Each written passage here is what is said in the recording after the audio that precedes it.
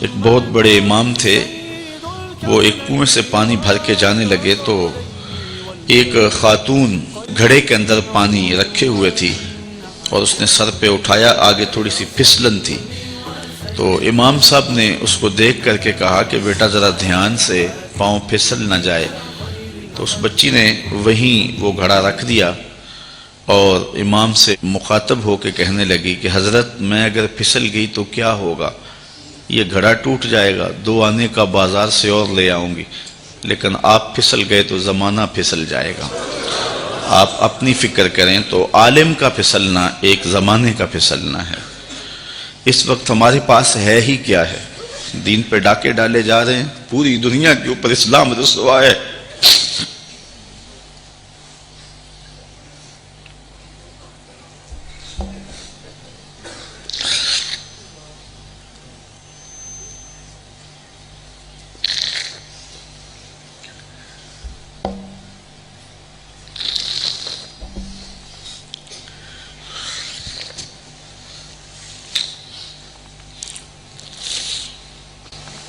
پوری دنیا کے اوپر اس وقت اسلام کو رسوا کیا جا رہا ہے اور ہمارے اعمال اور ہماری کرتوتیں ہم کو جہاں پھینک چکی ہیں وہ بھی کسی سے مخفی نہیں ہے۔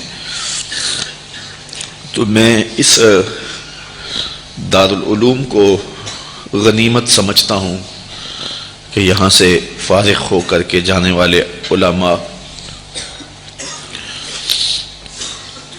آنے والے دور میں روشنی کے چراغ ہوں گے۔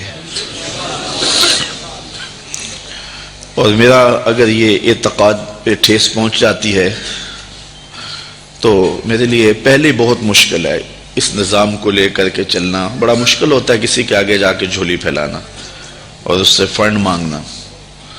مجھے بڑی اچھی طرح یاد ہے کہ ایک دفعہ میں ایک شخص کے پاس گیا تھا تو اس نے وہ گھومنے والی کرسی پہ بیٹھا تھا اور رخ پھیر کے دوسری جانب کر کے ساتھ والے ساتھی کو کہنے لگا آپ کا کیا حال ہے؟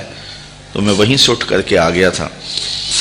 تو میں نے اپنے طلباء سے کہا تھا کہ بھوک کاٹ لو گے لیکن میں دوبارہ کسی کے پاس کسی کے گھر میں جا کے نہیں مانگنا ہے۔ ہم اتنے پریشان تھے کہ حال دل سوزاں، ان سے بھی کہا کہ جو غم گسار نہ تھے۔ خیر میں نے ایک بات اس کو ضرور کہی تھی، میں نے اس کو یہ کہا تھا کہ میں اللہ کے فضل سے اپنی ذات کے لیے ایک پائی کا بھی روادار نہیں ہوں۔ یہ سوکھا کام نہیں ہے، بڑا مشکل کام ہے۔ میں اس پورے مجمع میں کہہ رہا ہوں، پوری دنیا میں کہتا ہوں کہ کوئی ایک شخص بھی اٹھ کر کے میرا طلب کرنا تو دور کی بات ہے، میرے رویے کا لالچ بھی بتا دے تو میں دین کا کام کرنا چھوڑ دوں گا۔ میرے رویے کا لالچ بھی کوئی بتائے، یہ چھوٹی بات نہیں ہے، بہت بڑی بات ہے۔ میرے والد گرامی نے مجھے جو وصیت کی تھی وہ یہ تھی کہ بیٹے دین کو کاروبار نہیں بنانا، اگر شوق آ جائے دولت جمع کرنے کا، اگر یہ طلب دل میں جاگ جائے تو پھر کاروبار ہی کر لینا۔ آپ کو اللہ نے ہاتھ پاؤں دیے ہیں، کوئی کاروبار کر لینا، دکان پہ بیٹھ کے رزق کما لینا، تو دین کو جو ہے وہ روزی کا اڈا نہیں بنانا۔ تو اللہ کے فضل سے آپ نے میرے رویے سے بھی، میرے طرز زندگی سے بھی یہ بات نہیں دیکھی ہوگی، اور یہ بات کہنا بہت مشکل ہے۔ جب علم کی بولیاں لگ رہی ہوں اور جب 50 ہزار روپے کے اندر تقریریں بک رہی ہوں تو ایک بندہ سویر سے لے کے شام تک کالا کالا رسول اللہ کا نغمہ لے کر کے گھومے تو یہ بہت بڑی سعادت ہے۔ تو میں تو اپنی ذات کے لیے بھی کبھی جو ہے وہ کوئی ہلکا اشارہ بھی کرنا مناسب نہیں سمجھتا ہوں، اور اللہ نے دل کو یہ استغنا کی دولت دی ہے تو میں نے اس کو جو ہے وہ ایک شعر بجوا دیا تھا۔ میں نے کہا میں بڑا غیرت مند شخص ہوں اور خوددار آدمی ہوں، لیکن میں ان بچوں کے لیے جھولی پھیلانے کے لیے آپ کے پاس آیا تھا۔ آپ نے جو رویہ میرے ساتھ رکھا، چلو وہ آپ کا انداز ہوگا اور آپ کا بھی شاید قصور نہیں ہے، آپ ایک آنکھ سے سب کو دیکھنے کے عادی ہوں گے۔ تو میں نے کہا تھا کہ میرے سوال کی عظمت تو دیکھ، میرے سوال کی عظمت تو دیکھ، خیرات نہ دے حسن طلب کی داد تو دے۔ میں نے کہا یہی دیکھتا کہ ایک شخص کس طرح تیرے پاس آیا ہے تو یہ سعادت مندی اپنے لیے سمجھ لیتا۔ خیر اللہ تعالیٰ جل شانہ کی بارگاہ میں ہم نے دعا مانگی تھی کہ مالک ہمیں کسی کا محتاج نہ کرنا۔ یہ سلسلہ جو آپ کے سامنے ہے انشاءاللہ یہ بہت جلد پایا تکمیل تک پہنچے گا۔ میرے عزیز نے بات کی، مولانا تنویر الحسن صاحب نے، آج سے 4 ماہ قبل کی بات ہے کہ ایک پراپیگنڈا کے طور پہ پورے شہر میں یہ بات پھیلا دی گئی کہ یہ جگہ جو ہے یہ بیچ کے کھا گئے ہوئے ہیں۔ تو مجھے افضل کہنے لگا، میں جمعہ پڑھانے کے لیے ممبر کی جانب جا رہا تھا، تو مجھے کہنے لگا کہ آج جمعے میں آپ نے وضاحت کرنی ہے کہ جگہ ہم نے نہیں بیچی ہے، یہ محض پراپیگنڈا ہے۔ تو میں نے اسے کہا کہ مجھے بتانے کی ضرورت نہیں ہے، حالات آئیں گے تو وقت خود بولے گا۔ تو یہ ہم کس کس کی صفائیاں دیتے پھرے، لوگ ہمیں گالیاں نہیں دیتے، لوگ کیا کچھ نہیں کہتے ہیں۔ تو جو کسی کے من میں ہے وہ کیا، کسی نے کہا نصیب اپنا اپنا، مقام اپنا اپنا، کیے جاؤ میں خارو کام اپنا اپنا۔ اب تو لوگوں کا محبوب مشغلہ بن گیا ہے ہمیں چھیڑنا، ہمیں تکلیف دینا، ہمیں اذیت پہنچانا۔ یہ ایک آپ کے شہر میں ایک شخص آ کر کے بڑی لمبی زبان سے یہ بات کر کے گیا ہے کہ رضا ثاقب نے تو دین کی لوٹ سے لگا دی ہوئی ہے، اور وہ دہائی دیتا پھرتا ہے کہ پانڈے کلی کرا لو، مفت تقریراں کروا لو۔ اس نے تو دین کے وقار کو مجروح کر دیا ہے۔ یہ دیکھو بت کہیں ہمیں کافر خدا کی مرضی۔ یہ بھی وقت آنا تھا کہ جو دین کو بیچ رہے ہیں وہ کہہ رہے ہیں کہ یہ دین کی لوٹ سے لگا رہا ہے، اور اس نے جو ہے وہ یہ کیا تماشا بنایا ہوا ہے۔ اللہ اکبر، یہ کیسا، یہ وقت بھی آنا تھا۔ ابن مبارک نے کتاب الزہد کے اندر لکھا ہے کہ حضور علیہ السلام نے ارشاد فرمایا کہ ایک وقت آئے گا کہ لڑکے اور لڑکیاں آوارہ ہو جائیں گے، ماں باپ کے کہے پہ نہیں رہیں گے۔ تو صحابہ نے بڑی حیرت سے کہا حضور کیا ایسا ہوگا؟ تو حضور نے فرمایا اس سے بھی شدید۔ تو صحابہ نے عرض کی حضور وہ کیا؟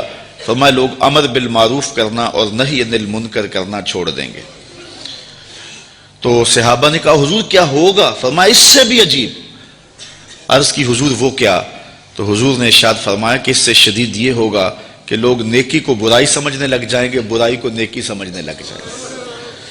آج جو اپنی تقریر کو 40,000 میں بیچتا ہے وہ کہہ رہا ہے رضا ثاقب نے دین کو بدنام کیا ہوا ہے، یہ دین کے وقار کو مجروح کر دیا ہے، دین کو سستا کر دیا اس نے، اور اس نے لوٹ سے لگائی ہوئی ہے، یہ مفت تقریریں کرتا ہے۔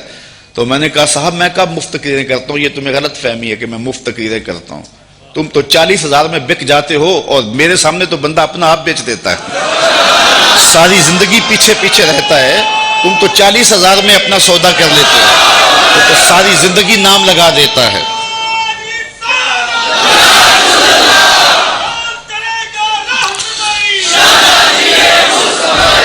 پچھلے دن ہم سرگودا میں تھے تو وہ ایک صاحب ہمارے پاس آئے تو کہنے لگے کہ آپ کا ٹائم فلاں جگہ پہ مانگ رہے ہیں۔ تو میں نے کہا اس دن میں تو مصروف ہوں۔ تو پھر دوبارہ ایک صاحب کا فون آیا کہ انہیں کہنا کہ 50,000 روپیہ دے دیں گے۔ تو میں نے ہنس کے کہا، میں نے کہا ریٹ اور بڑھاؤ۔ ہر دو عالم قیمت خود گفتائی، ہر دو عالم قیمت خود گفتائی، نرخ بالا کن کے ارزانی ہنوس۔ رومی کہتے ہیں کہ 2 جہاں کو اپنی قیمت لگایا تو نے، ابھی سستا بک رہا، ذرا اور قیمت بڑھا۔ میں نے کہا تم تو 40,000 میں بکتے ہو لیکن لوگ جانے بھی دے دیتے ہیں اور کہتے ہیں یہ ابھی بیانہ ہے، ابھی قیمت تو باقی ہے۔ تو میں نے کہا کون کہتا ہے کہ ہم مفت تقریریں کرتے ہیں؟ یہ سازش ہے کہ ہم مفت تقریریں کرتے ہیں۔ لوگ تو اپنی جان بھی وارنے کے لیے تیار ہیں۔ یہ رات بھی لوگ موجود تھے، عصر کے بعد بھی تھے، سحری کے دم بھی تھے، اس وقت آج بھی ابھی تک بیٹھے۔ کون آتا ہے؟ کس کے پاس وقت ہے؟ کیا عمرے کے ٹکٹ رکھے جاتے ہیں کہ لوگ جمع ہو جائیں، کیسی کیسی سریلے آوازیں لگائی جاتی ہیں لوگ جمع ہوں۔ یہ میرے پاس کیا ہے؟ لفظ بھی ٹوٹے ہوئے، لہجہ بھی سلامت نہیں ہے، لیکن یہ طلبہ ہیں تو کھچے چلے آ رہے ہیں، کہاں کہاں سے آ رہے ہیں، محبت کرنے والے ہیں کہ سب کچھ نچھاور کر رہے ہیں۔ تو بہرحال بات لمبی ہو رہی ہے، میں ان طلباء سے یہی کہوں گا کہ عزت کی راہ دین کی راہ ہی ہے، تو اسی راستے پہ اپنی زندگی کی ایک ایک سانس کو لگائے رکھنا، اور انشاءاللہ آنے والا کل تمہارا ہی ہے، اور حضور کے جھنڈے تلے سایہ تمہیں ہی نصیب ہوگا۔ تو اپنی منزل کی طرف بڑھتے جائیے۔ آپ بھی تشریف لائے، آپ نے حوصلہ افزائی کی، میں نے جن جن کو دعوت بھیجی تشریف لائے، اور اگر کوئی کسی مجبوری کے تحت نہیں آ سکا ہے تو اس کی مجبوری ہے، لیکن اگر کسی نے ہماری بھیجی ہوئی دعوت کو جو ہے وہ ایک عام دعوت سمجھ کے جو ہے وہ مسترد کر دیا اور نہیں آیا ہے، تو میں اتنی بات کہوں گا کہ میرے بیٹے کی شادی پہ اگر کوئی نہ آئے تو مجھے اتنا دکھ نہیں ہے جتنا اس تقریب میں کوئی نہ آئے، چونکہ یہ بچوں کے لیے عزت افزائی کا موقع تھا اور یہ وقار اور تکریم کی چادریں ان کے سروں پہ اڑی جا رہی تھیں۔ مجھے یہاں ایک اور بات بھی یاد آئی۔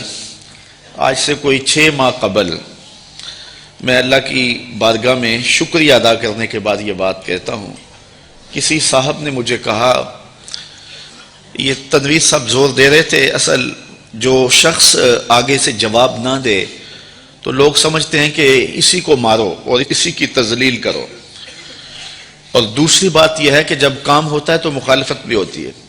یہ 108 بچے فارغ ہو رہے ہیں، اصل مخالفت تو اب شروع ہوگی۔ تو مجھے ایک صاحب ذمہ دار ہیں، بزرگ ہیں، تو وہ کہنے لگے کہ کچھ لوگوں کے کنایتم جو ہے وہ ذکر کرنے کے بعد کہ یہ سارے لوگ آپ کی مخالفت کرتے ہیں، آپ کا مقابلہ کر رہے ہیں۔ تو میں نے بڑے حیرت سے کہا، میرا مقابلہ تو نہیں کر رہے۔ کہنے لگے نہیں، تم بولے آدمی، تمہیں نہیں پتا، یہ تمہارا مقابلہ کر رہے ہیں۔ میں نے کہا صاحب میرا مقابلہ نہیں کر رہے۔ کہنے لگے نہیں تمہیں نہیں پتا، یہ تمہارا مقابلہ کر رہے ہیں، اور کھلے اور کچھ باتیں انہوں نے سنانے چاہی۔ میں نے کہا کیسے مقابلہ کرتے ہیں؟ میں 1 مہینے میں 70 درس دیتا ہوں، اگر یہ 71 دے تو مقابلہ ہونا۔ میں 70 1 مہینے میں اللہ کی توفیق سے درس دیتا ہوں، اگر یہ جو ہے وہ مقابلہ کرے تو 71 یا 72 دیں تو مقابلہ ہوگا۔ نہیں وہ حجروں میں بیٹھ کے غیبت کرتے ہیں۔ میں نے کہا یہ تو پھر جو ہے وہ مقابلہ تو نہ ہوا۔ تو آج اللہ نے ہمیں توفیق دی ہے کہ 108 طلبہ فارغ ہوئے ہیں۔ اگر کوئی مقابلہ کرنا چاہے ہمارا تو ہمیں خوشی ہوگی کہ وہ 109 فارغ کرے، اور اس سے مسلک کو بھی قوت ملے گی، اسلام کو بھی قوت ملے گی۔ کاش کہ ایسے مقابلے کا ماحول پیدا ہو جائے۔ فاستبقوا الخیرات، اس مقابلے کی ترغیب تو رب نے بھی دلائی ہے، نیکی کے کاموں میں ایک دوسرے سے آگے بڑھنے کی کوشش کرو۔ کاش کہ اس طرح کے مقابلے کا ماحول پیدا ہو جائے تو یہ ہمارے لیے خوشی کی بات ہے۔ باقی حجروں میں بیٹھ کر کے غیبت کر لینا یہ آسان کام ہے، یہ کوئی بھی کر سکتا ہے، اس کے لیے عالم ہونا شرط نہیں ہے، یہ کوئی عام شخص بھی کر سکتا ہے۔ زبان سے گاندھی بولنا ہے تو وہ کوئی بھی بول سکتا ہے، 8 سال درس نظامی پڑھنے کی ضرورت نہیں ہے۔ تو اگر یہی کام کرنا ہے تو پھر جو ہے وہ مدارس میں جانے کی ضرورت نہیں۔ تو میں ان طلباء سے یہی گزارش کروں گا کہ یہ جو تم نے نور اور روشنی لی ہے، اس کو پھیلانا ہے اور اس کو آگے پہنچانا ہے، اور آپ لوگ میرے دست و بازو ہیں، آگے بڑھیں گے، روشنی پھیلتی جائے گی، اجالے جو ہے وہ پھیلتے چلے جائیں گے۔ بہت پرانے پڑے ہوئے اشعار آپ سب کو یاد ہوں گے، اور آج اس موقع پہ میں پھر وہ پیش کر رہا ہوں۔